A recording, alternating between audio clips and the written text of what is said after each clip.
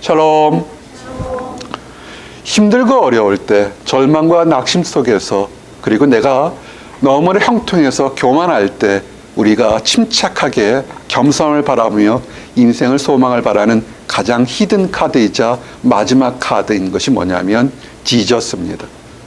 오늘 그 주제를 말씀드리기 원합니다. 말씀이 좀 많을 수 있고 딱딱할 수 있습니다. 여러분에게 나눠준 핸즈아웃을 참조하시기 바랍니다.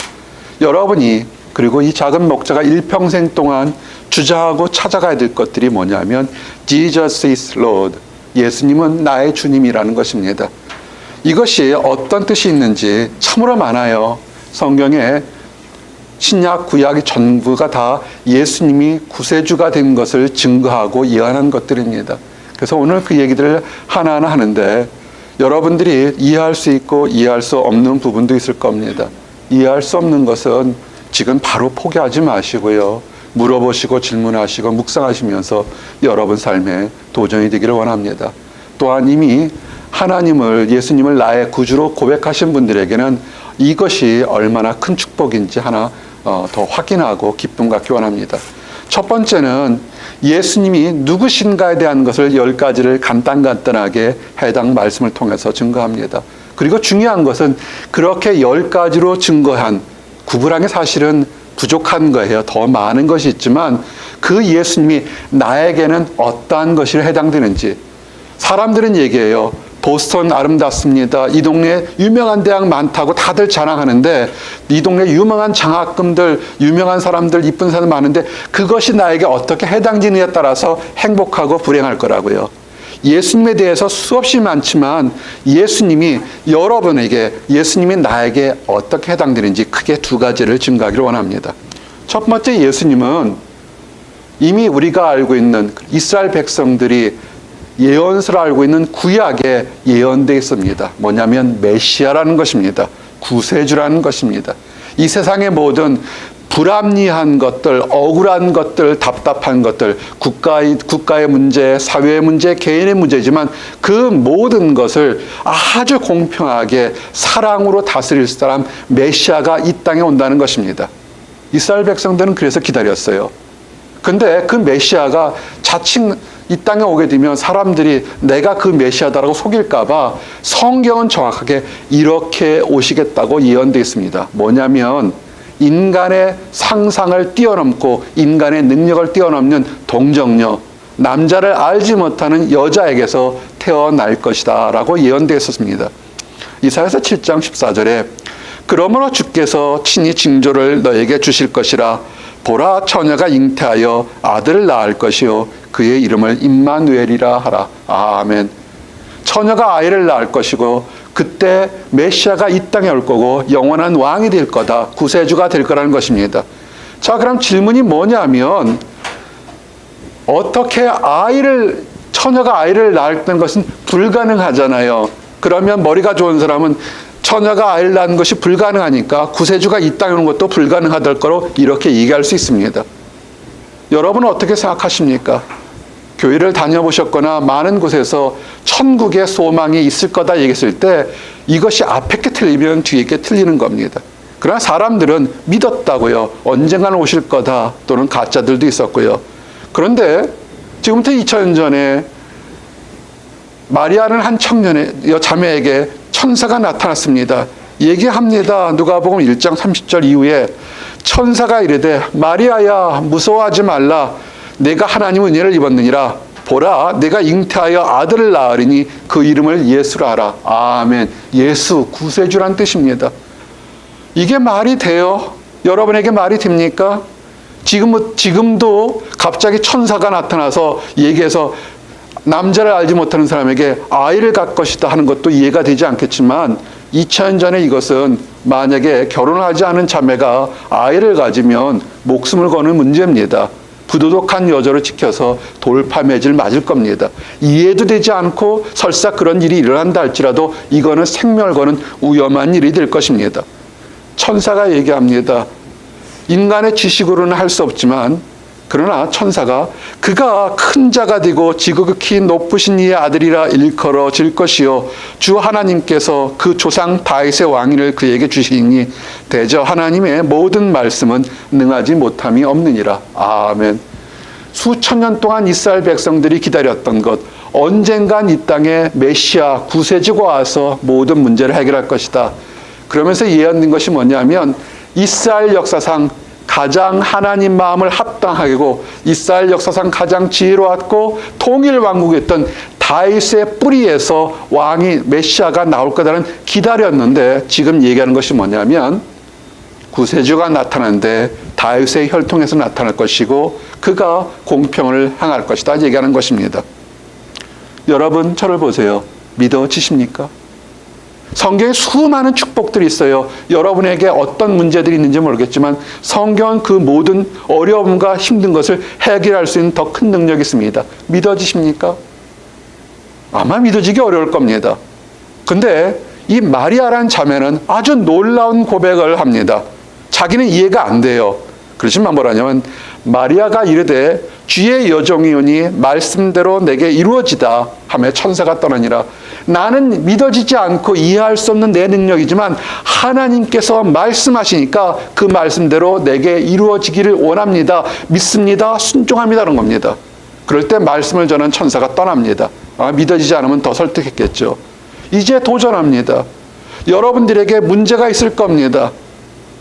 심각한 문제, 작은 문제, 큰 문제, 다른 사람은 에이 그것 가지고 그래 하지만 목숨을 걸 만한 문제도 있을 겁니다. 스스로 노력해서 해결해 보려고 했지만 해결이 안 됐을 겁니다. 하나님은 얘기합니다. 하나님 안에서 peace be with you, 샬롬, 여러분에게 평안이 있을 겁니다 선포했는데 그것이 이해가 되지 않지만 오늘 마리아처럼 하나님께 말씀에 능력이 있으니 그대로 되기를 원하나이다는 그런 믿음으로 이제 쫓아오시기를 원합니다. 9가지를 하겠습니다. 그래서 남자를 알지 못하는 마리아가 아이를 가서 임신을 했습니다. 낳았는데 말 그대로 아들을 낳았습니다. 그래서 이름을 예수라고 줬습니다. 요셉과 결혼해서 생활했습니다. 12년이 지났습니다. 나사렛 족동네에 살았지만 육신의 아버지는 요셉과 마리아는 굉장히 신심이 좋아서 가난하지만 1년에 한 번은 그들은 예루살렘 유월절에 와서 예배를 드려갔습니다. 지금 같은 예배는 주말에 드리지만 그들은 1년에 한 번 절기나 특별한 절기에 예루살렘 하나님의 말씀에 성전에 가서 예배를 드렸습니다. 근데 이게 혼자 가는 게 아니라 특별한 절기 때마다 가니까 가족들과 일가 친척들 한꺼번에 다 갔습니다. 지금처럼 자동차가 있는 것이 아니고 좋은 호텔이 있는 것이 아니니까 많은 사람들이 우르르 갔다가 예배 드리고 돌아갑니다. 한참 돌아가는데 하루쯤 지나서 예루살렘에서 유월절 예배를 드리고 마치고 돌아가다 보니까 하루쯤 지나가다 보니까 예수가 없는 겁니다. 12살 먹은 아기 예수가 없는 겁니다. 호몰론이에요. 찾았어요. 대체 예수가 없나 친척을 찾아보고 다 찾는데 결론은 어떻게 하냐면 다시 예루살렘으로 돌아가자. 하루길을 갔다가 다시 하루길을 돌아옵니다. 여기저기 찾다가 혹시나 해서 예배드렸던 성전에 갔더니 이렇게 되어 있습니다. 사흘 후에 성전에서 만난즉 그가 선생들 중에 앉으사 그들에게 듣기도 하시며 묻기도 하시니 듣는 자가 다 그 지혜와 대답을 놀랍게 여기더라. 아멘. 이스라엘 백성들은요, 바리새인들이 하나님 안에서 규명돼서 철저하게 성경을 연구하는 사람들이 정말 많았습니다. 우리 땅에 하나님께서 메시아를 준다니까 언제쯤 메시아가 올지 정말 철저하게 공부하는 사람들 많았습니다. 지금도 유대인들 똑똑해요. 예전도 똑똑했고요. 근데 사흘 동안 찾는데 보니까 예수님 12살 된 아기 예수가 어디 있냐면 성전에 있는데 그 나이 먹은 바리새인들이나 지식인들 앞에서 묻고 대답하는데 모든 사람들이 다 놀라는 거예요. 이게 대체 12살짜리 아이의 얘기냐. 그래서 얘기했습니다. 아버지는 이제 화가 났을 거 아닙니까? 요셉이. 마리아도 화났을 거고 놀랬을 거고 당황스럽고 얘기한 거예요. 아이야, 어찌하여 우리에게 이렇게 하였느냐. 보라, 네 아버지와 내가 근심하여 너를 찾았노라. 여러분 12살짜리 조카가 잃어버렸어요. 어딘 유원지에 놀러 갔는데 3일 만에 찾아갔을 때 이런 얘기 안 하겠습니까? 당연히 하지요. 근데 12살 먹은 아기 예수가 놀라운 얘기를 합니다. 누가복음 2장 49절에 예수께서 이르시되 어찌하여 나를 찾으셨나이까? 내가 내 아버지 집에 있어야 될 줄을 알지 못하셨나이까 하시니 그 부모가 그가 하신 말씀을 깨닫지 못하더라. 아멘. 여러분 여기까지 쫓아오십니까? 예수님께서 뭐냐면 육신의 아버지 요셉이 있는데 뭐라고 그러냐면 그 아버지를 아버지라고 하는 것보다는 성전 있는 이스라엘 백성들의 가장 거룩하고 가장 존경받는 예배처에서 성전인 아버지 집에서 내가 있어야 된다는 것입니다. 즉 하늘 아버지가 내 아버지라고 지금 12살 먹인 예수가 얘기를 하는 것입니다.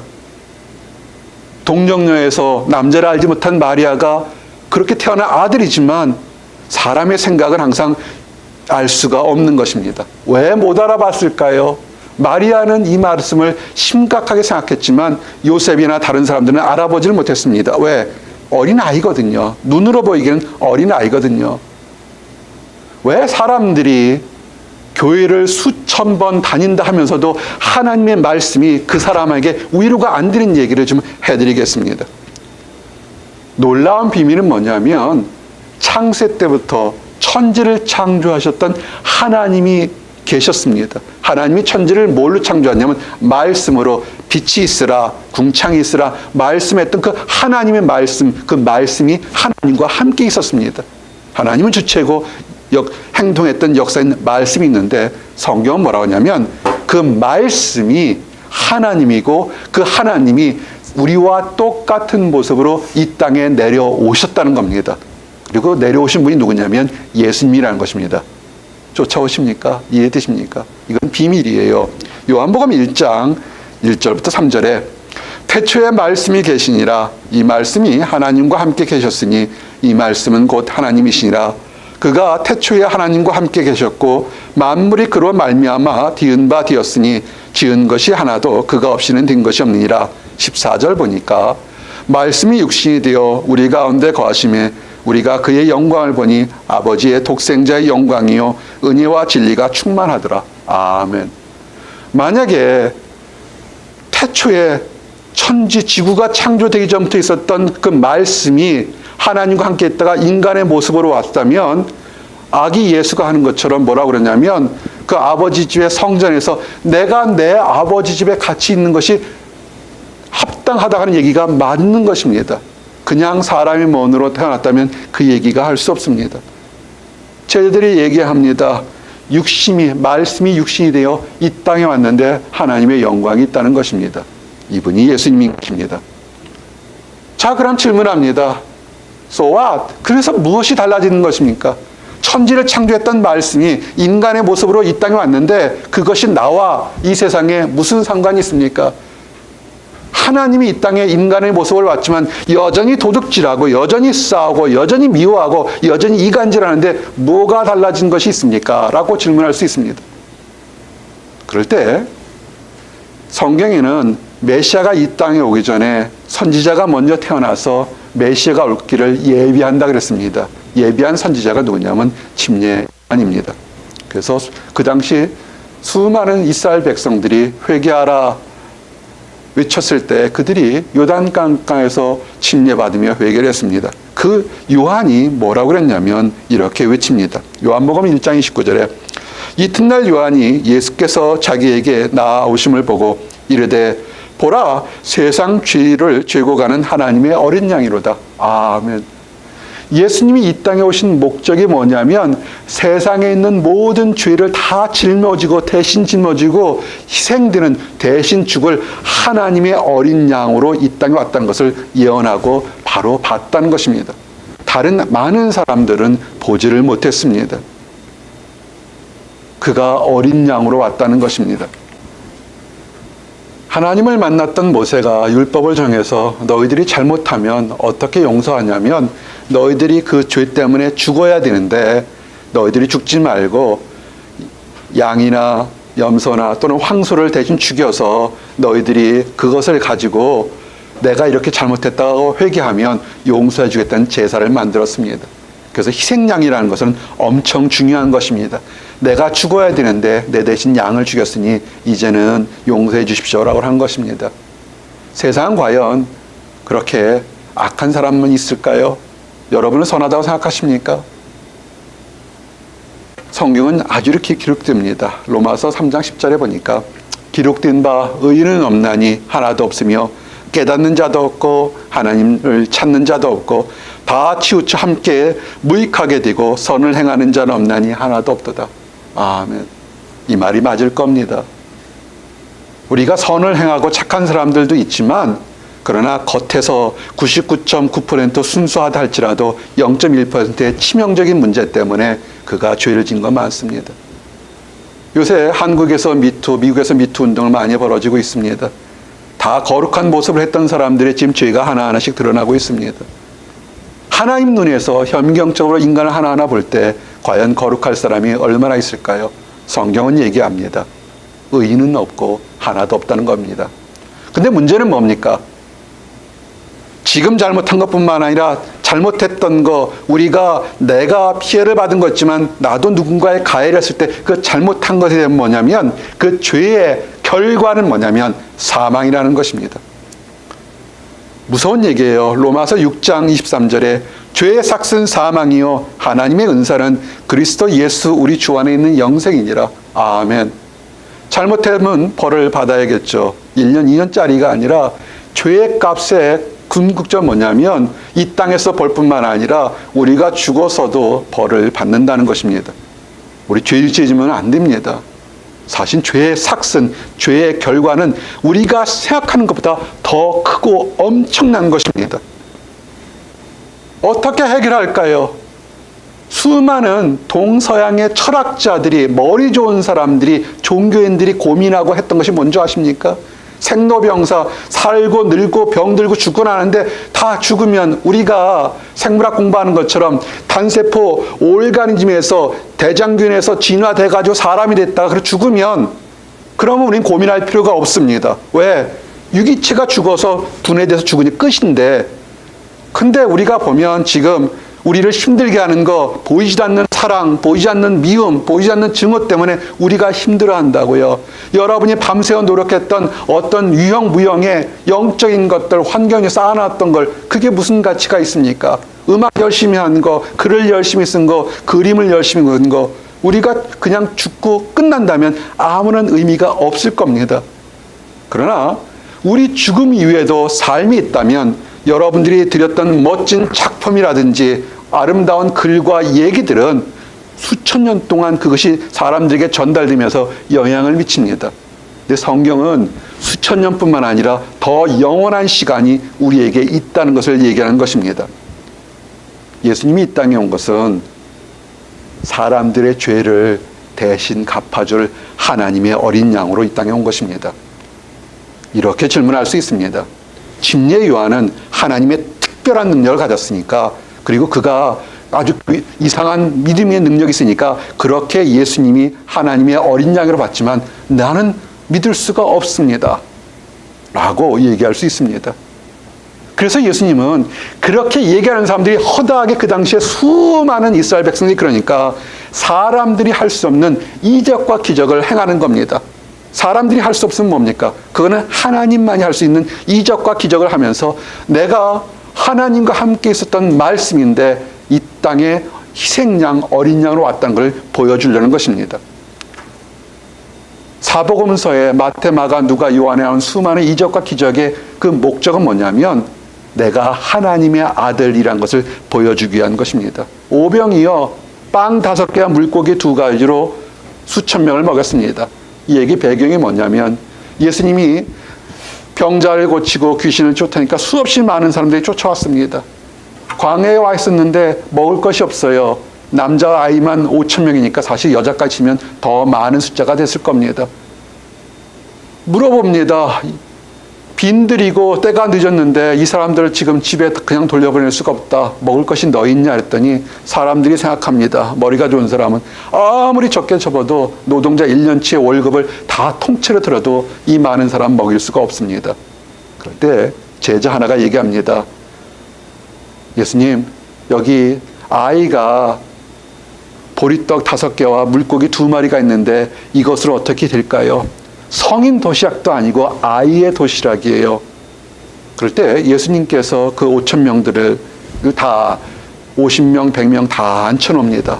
그때 모습에 마가복음 6장 41절, 44절 보니까 예수께서 떡 5개와 물고기 2마리를 가지사 하늘을 우러러 축사하시고 떡을 떼어 제자들에게 주어 사람들에게 나누어 주게 하시고 또 물고기 2마리도 모든 사람에게 나누심에 다 배불리 먹고 남은 떡 조각과 물고기를 12바구니에 차게 거두었으며 떡을 먹은 남자는 5,000명이었더라. 아멘.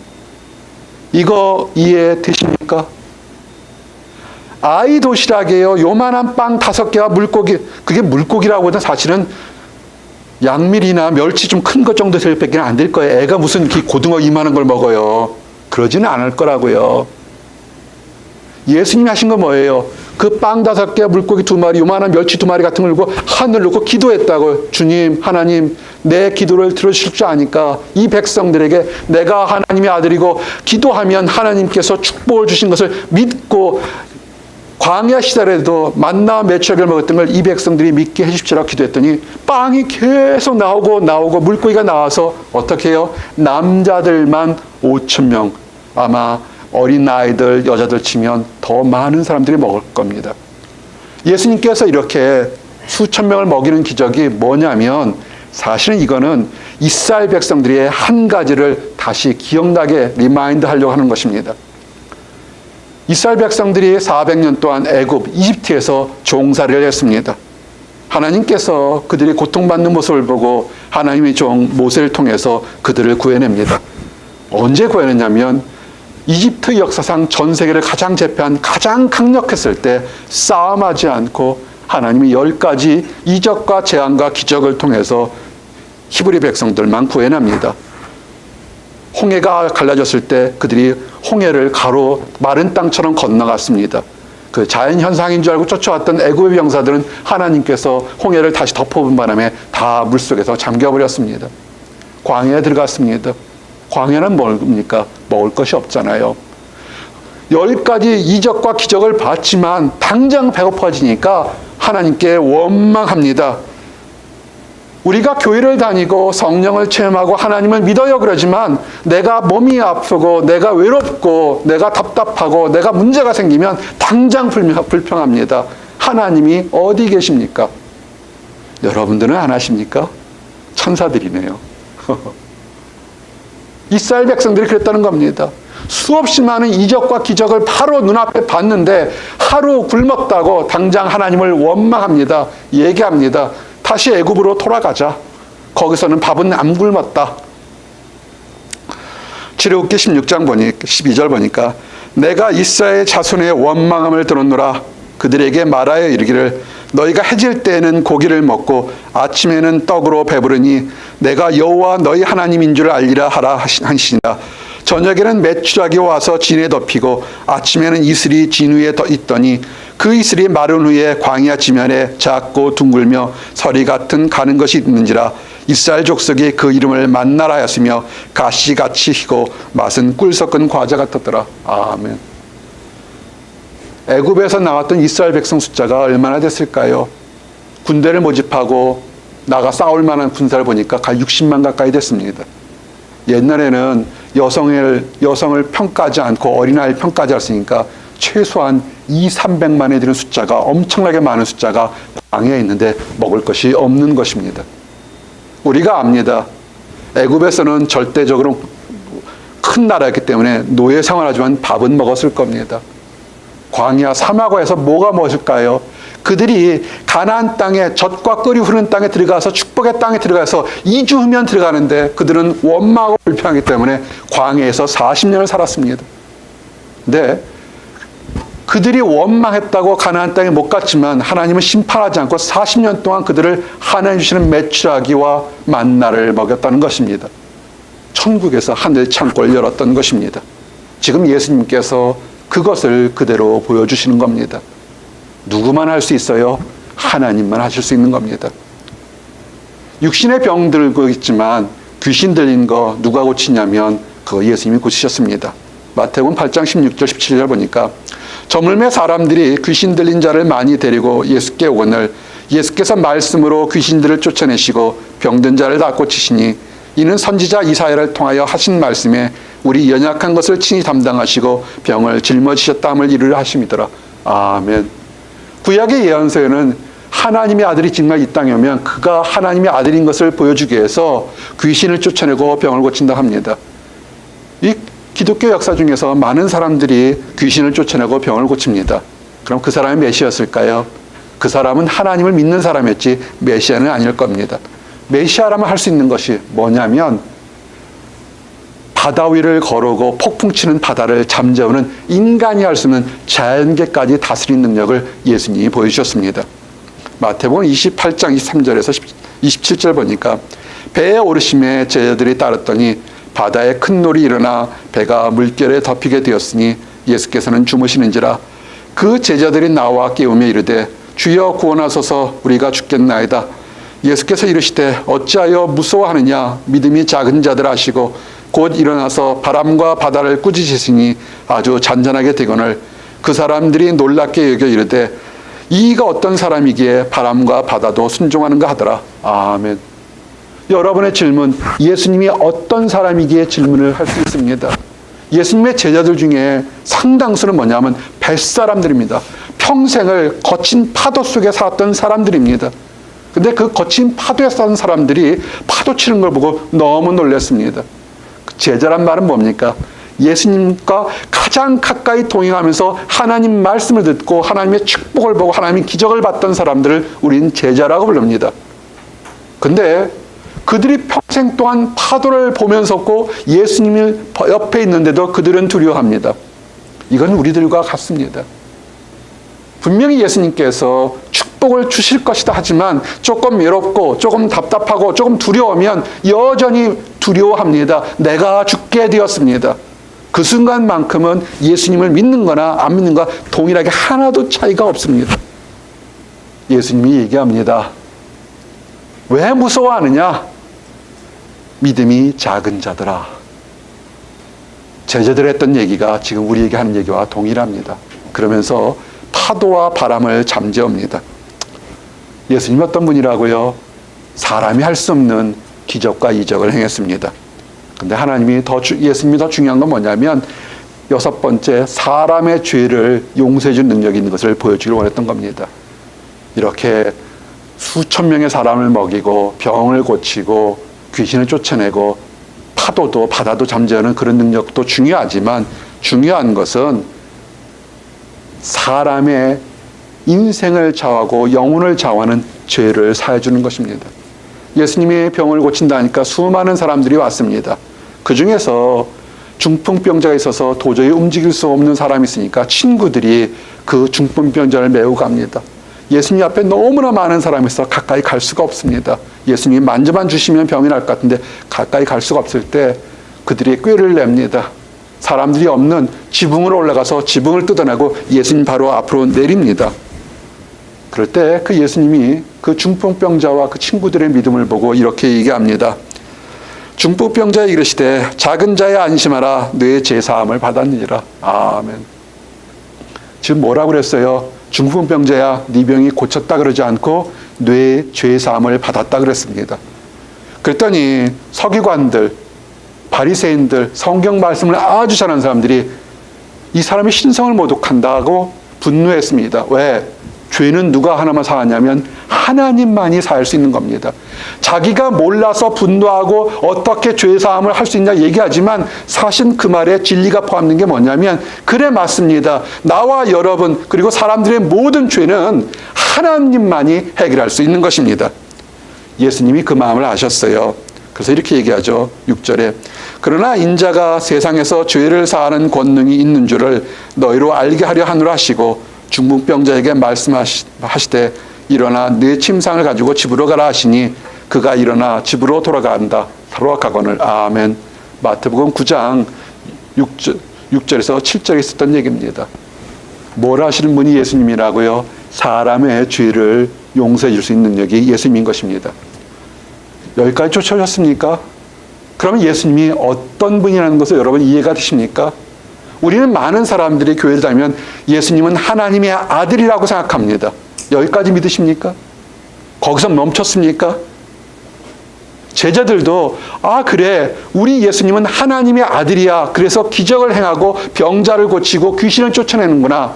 그리고 죄도 용서하는구나. 왜? 아주 하나님의 마음을 합당한 하나님의 아들이기 때문에라고 얘기합니다. 근데 거기까지 믿는 것이 아니라 예수님은 그것이 답답해서 한 단계를 더 얘기합니다. 정말 중요한 말씀입니다.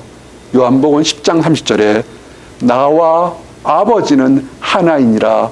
아멘. 나와 아버지가, 우리가 봤던 예수님, 아기 예수가 바로 하나님이라고 얘기를 하는 것입니다. 이제 마지막 질문입니다. 믿어지세요? 제자들이요, 3년을 쫓아다녔어요. 아주 가까이에서 같이 먹고 자고 누웠다고요. 그리고 예수님 말씀을 다 기억했다고요. 들었다고요. 그 중에 아주 똑똑했던 빌립이라는 집사님이 있는데 이게 이해가 안 되는 거예요.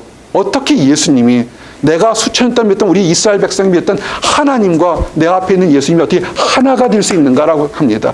그래서 질문해요. 질문하셔야 돼요. 교회 오셔서 질문하셔야 돼요. 요한복음 14장 8절부터 11절 보니까 빌립이 이르되 주여 아버지를 우리에게 보여주옵소서. 그러면 족하겠나이다. 하나님 얘기하고 하나님의 아들 얘기하고 하나로 했는데 그러면 하나님을 내게 보여주십시오. 그러면 내가 족하겠습니다. 어떻게 할까요? 은하계보다 큰 하나님을 어떻게 보여요? 우리가 볼 수가 없죠. 예수님이 뭐라 그러면 이렇게 얘기합니다.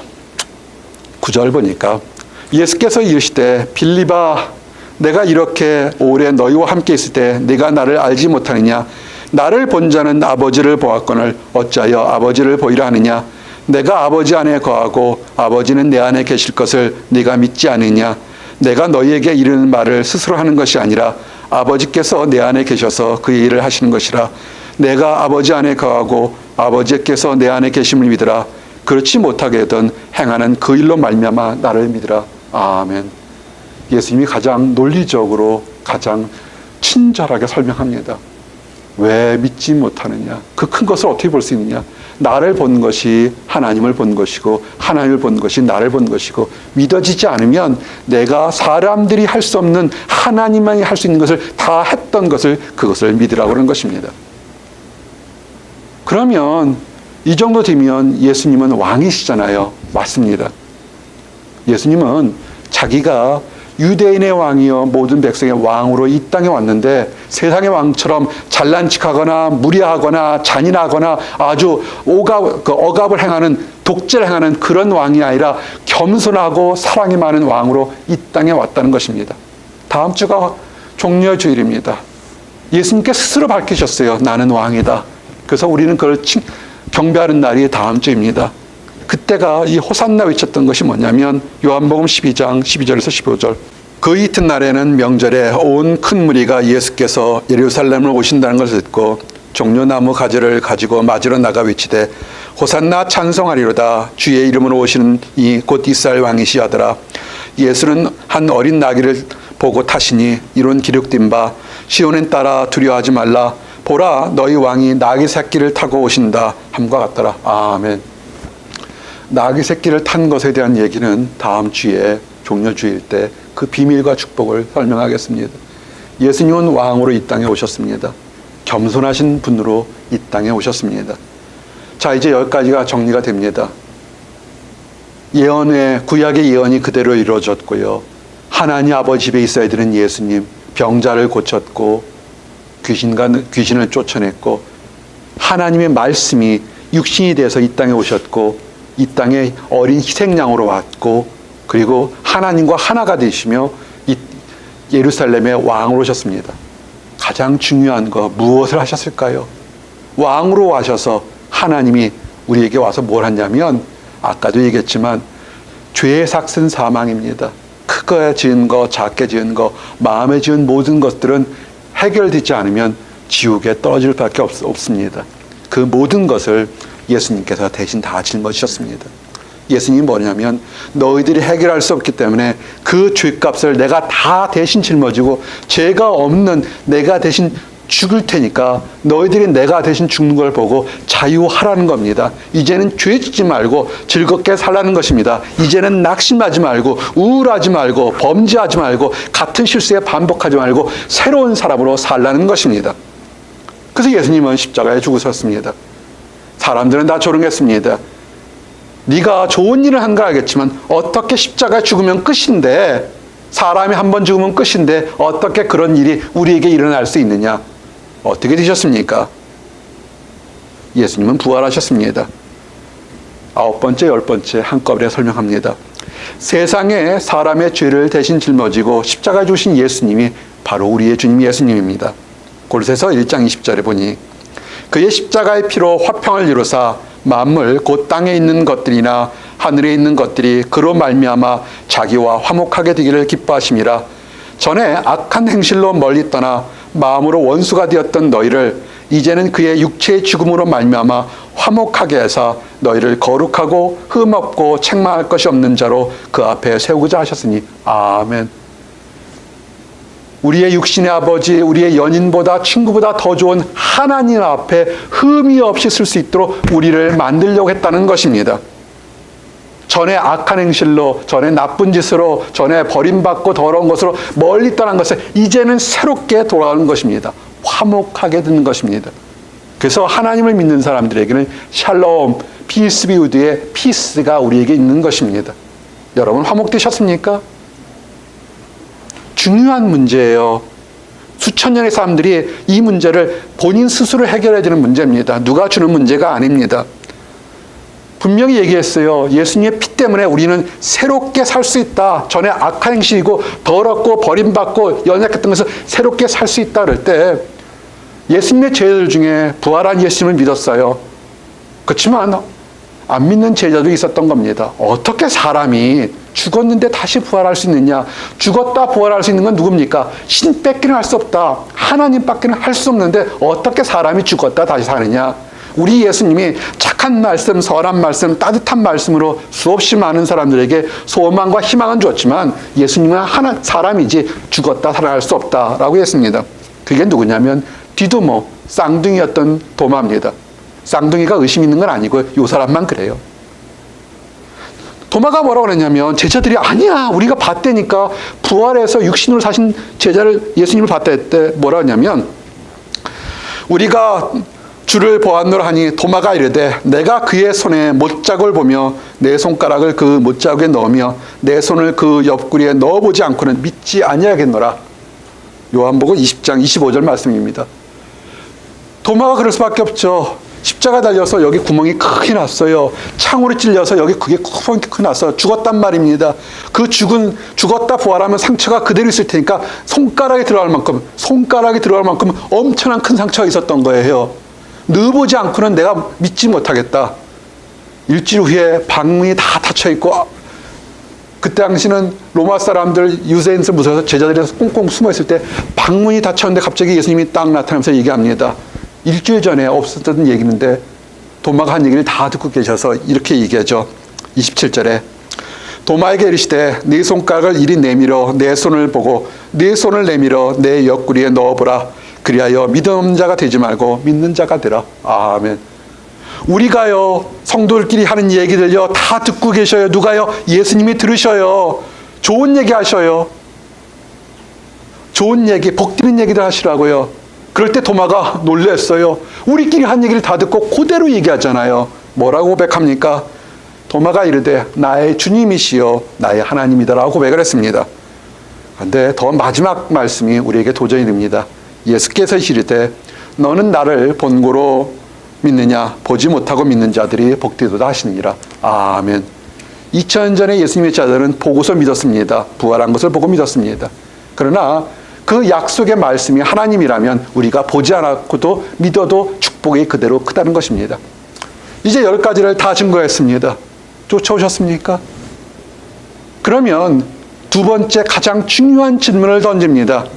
예수님과 나와는 무슨 관계가 있는가? 이렇게 하나님의 아들이고 하나님과 한 동일한 무시되고 능력이 같은 부활하신 하나님이 여러분에게는 무슨 관계가 되느냐? 이게 가장 중요한 질문인 것입니다. 이 질문이 해결되면 여러분의 인생이 완전히 달라질 것입니다. 이 질문을 해결한 사람은 힘들고 어려운 과정에서도 문제가 달라질 것입니다. 이제 몇 가지만 하게 됩니다. 나와의 무슨 관계 있을 때 첫 번째 비밀이 뭐냐면 요한복음 3장 16절 이 비밀을 아시기 원합니다. 하나님이 세상을 이처럼 사랑하사 독생자를 주셨으니 이는 그를 믿는 자마다 멸망치 않고 영생을 얻게 하려 하심이라. 아멘. 하나님의 아들을 주셨던 것이 여러분에게는 무슨 뜻이냐면 멸망치 않고 죄로 멸망치 않고 영생을 얻게 하려는 하나님의 축복의 예언의 약속이라는 것입니다. 하나님의 아들 예수를 믿는 사람은 이 땅 삶뿐만 아니라 영생이 있어요. 이단과 사이비들 몇 명 채우고 뭘 하고 뭘 갖다 바치고 무엇을 하면 그 거짓말이에요. 영생은 그렇게 얻는 것이 아닙니다.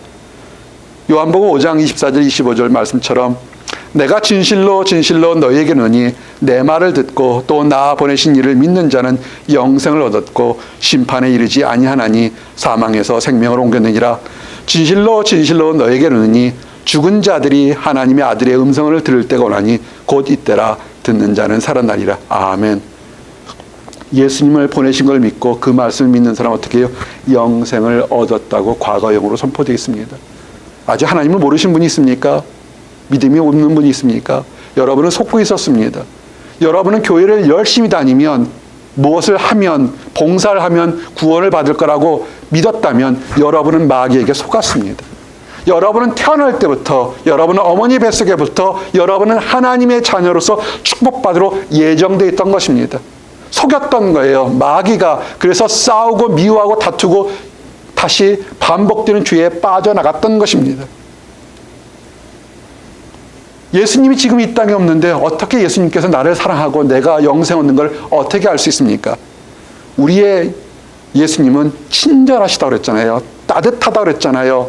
독재하지 않는다 그랬잖아요. 그래서 뭐냐면 내가 천국에 다시 아버지 곁으로 다시 돌아가지만 내가 다른 하나님, 보혜사 하나님을 너에게 성령 하나님을 주셔서 평생 너희와 같이 있을 거다 얘기했습니다. 요한복음 14장 16절 내가 아버지께 구하겠으니 그가 또 다른 보혜사를 너에게 주사 영원토록 너희와 함께 있게 하리라. 아멘. 성령 하나님이 있습니다.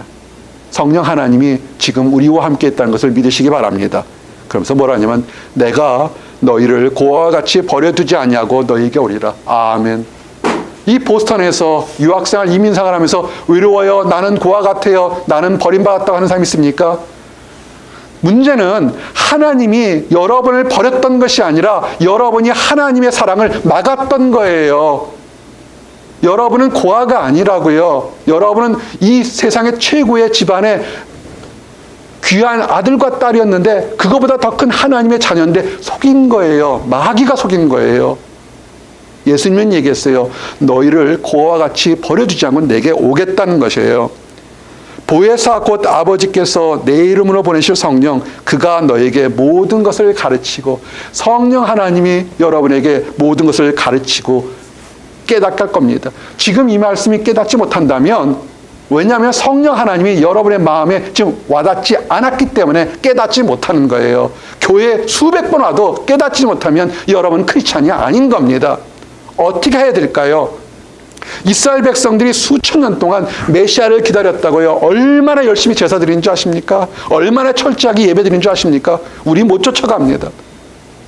근데 그들이 눈이 멀어서 예수님을 죽였다고요. 부활하신 예수를 보고도 믿지 않았다고요.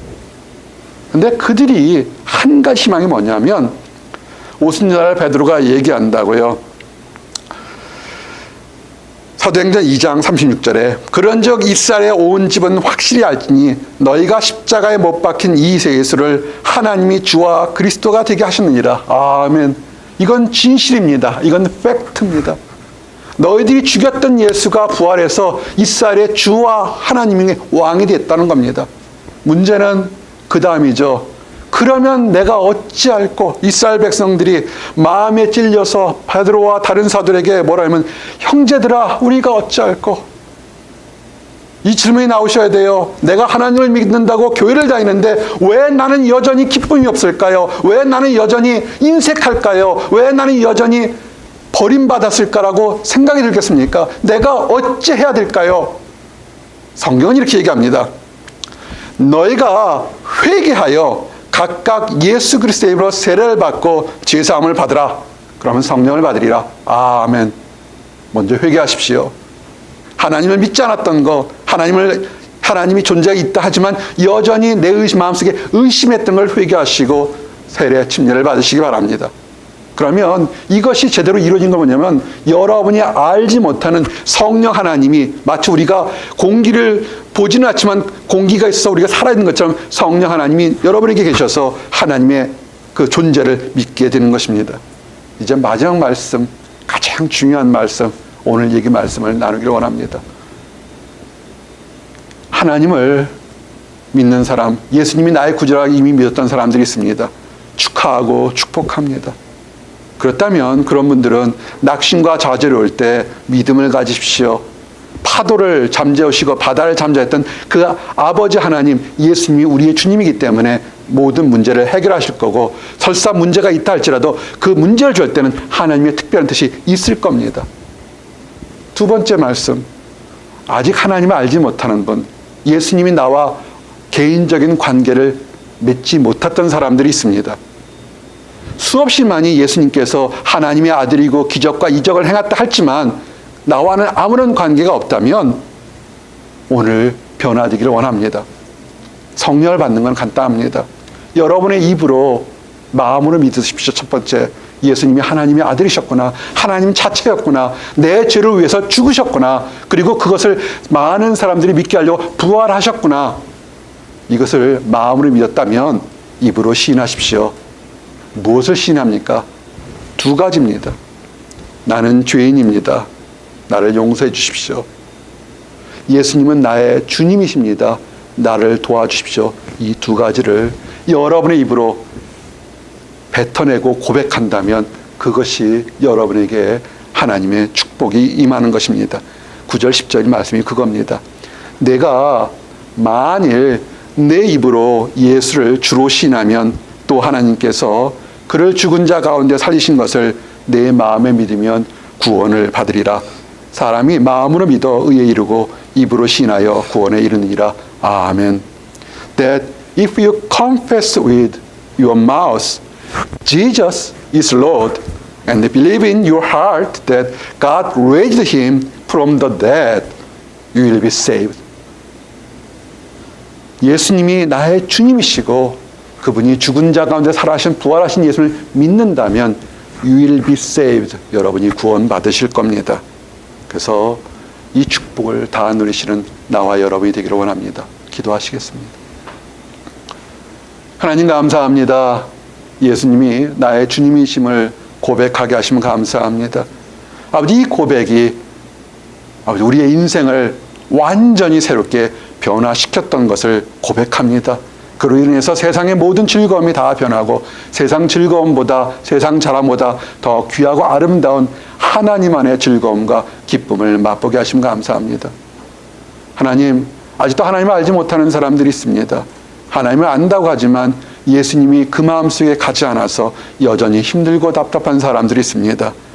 아버지, 불쌍히 여기신 줄 압니다. 그들이 다른 박치라는 그들의 인생길에서 잠시 멈춰서서 예수님의 진정한 그들의 구세 주시고 그 모든 사람들의 연약함과 죄를 대신하기 위해서 십자가에 죽으시고 부활하시고 지금도 우리와 함께 있음을 믿고 고백할 수 있도록 허락하여 주시옵소서.